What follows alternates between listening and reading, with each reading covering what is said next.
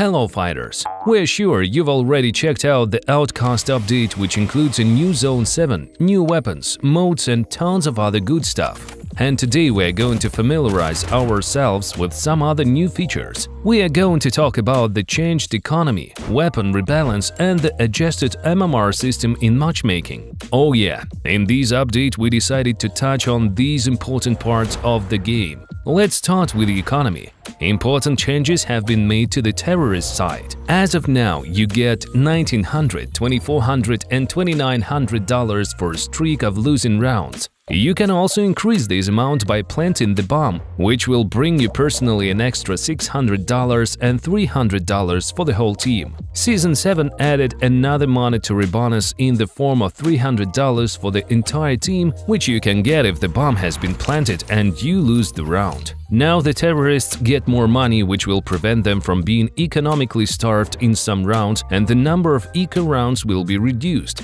Let's move on to other changes that influence not only the economy but also the weapon balance. We've made changes to some weapons. Speaking of the Berettas, their accuracy while firing when moving and standing has been improved in this update. The recoil pattern of the Deagle has been completely changed. The first shots are more accurate and it has become easier to shoot while you're holding the button. When it comes using all submachine guns except the P90, you'll now secure $800 instead of $500 for a kill. Also, the damage has been increased at a distance from 11 to 17 meters. Moving on, the rapid-fire guns, the FAMAS, has become more accurate. The horizontal recoil has been reduced, which improves spray control. Also, killing an enemy using the FAMAS and FNFAL will now give you $600, and if you use all the other rapid-fire rifles, you'll get $300 for a kill. When it comes to the M4A1, to compensate for the high accuracy and low recoil of the weapon, it has decided to reduce the number of rounds to 25 in the magazine and 75 in the reserve. Moving on to the SPAS, now you can get $600 for a kill instead of $300. As for the heavy weapons, the M110 now has a reduced recoil and increased accuracy when firing without sights. Speaking of the M60, the recoil has been reduced 1.5 times and now you get $300 for a kill instead of $200. Killing an enemy using the main sniper rifle,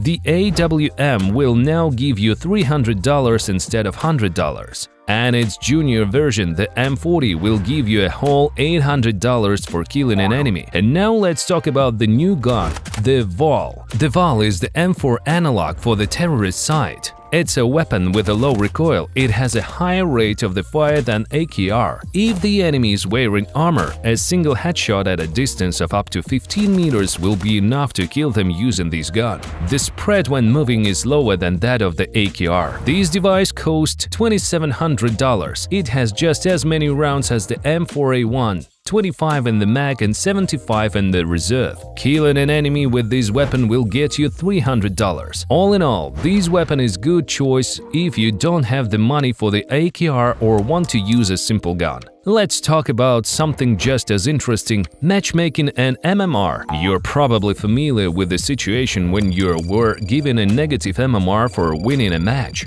We've corrected the MMR distribution formula, so now you shouldn't be getting a minus MMR when you win. Here's another change we've made. Now you're going to encounter players with a lower MMR difference in a match. Previously, the maximum difference could be up to 900 MMR, but now the difference has been reduced to 600. This means that you won't encounter players whose MMR is too high compared to yours in the same match. These have been all the main changes of the game mechanics in Season 7. We hope that the information in this video was interesting and useful for you fighters. Good luck and have fun in matches!